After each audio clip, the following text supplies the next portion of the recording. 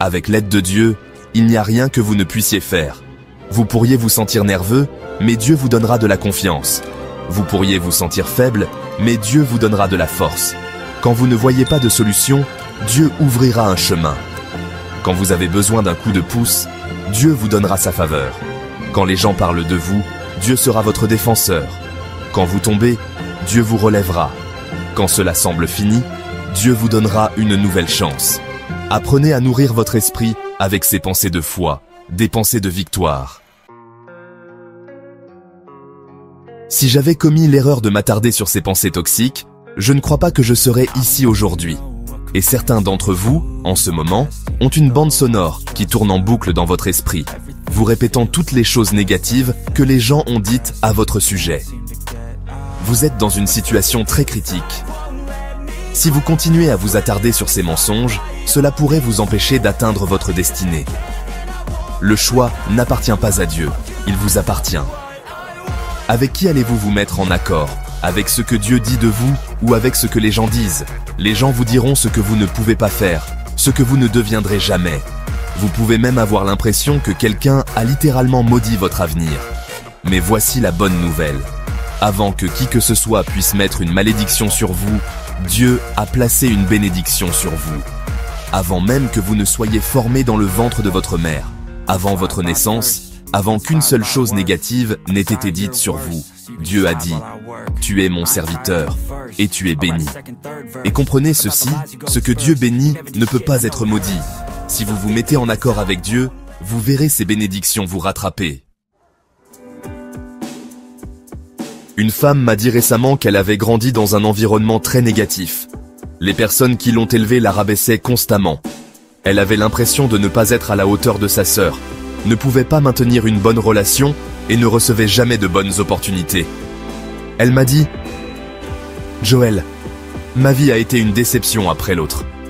Je pense que ces gens ont littéralement maudit mon avenir. » Je lui ai répondu ce que je vous dis maintenant. Avant que quiconque puisse vous maudire, Dieu a mis une bénédiction sur vous. Peu importe ce qu'ils ont dit à votre sujet ou comment ils ont essayé de vous faire sentir. La bénédiction l'emporte toujours sur la malédiction. Vous devez vous mettre en accord avec Dieu et commencer à secouer tout cela. Dites simplement « Merci, mais non merci. Ce n'est pas dans mon régime. Je sais qui je suis. Je suis un serviteur du Très-Haut.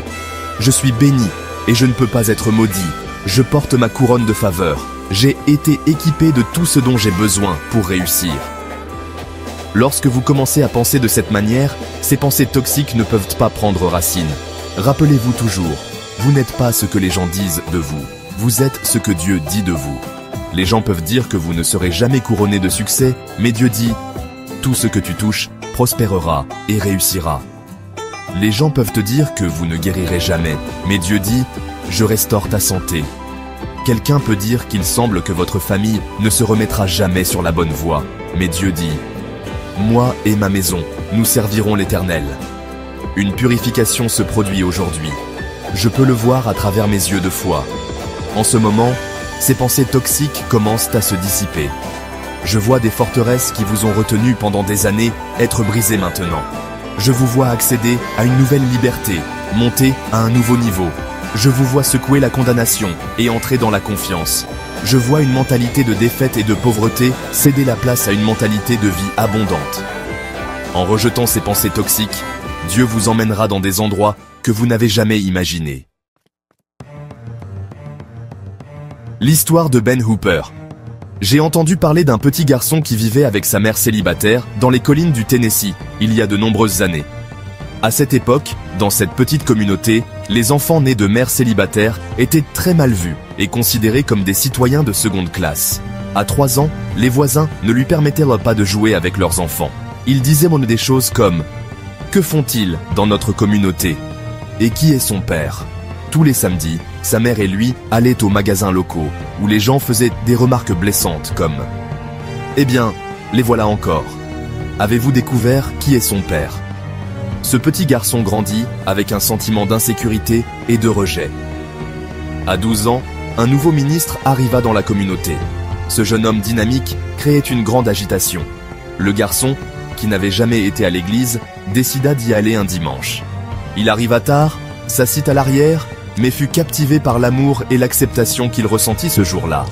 Il voulait partir tôt, mais avant qu'il ne s'en rende compte, le culte était terminé. En essayant de s'éclipser, il se retrouva face au ministre qui lui demanda « Jeune homme, de qui es-tu le fils ?» La salle devint silencieuse. Le garçon, gêné, baissa la tête. Le ministre, voyant cela, le tapota gentiment et dit « Oh, je sais qui tu es.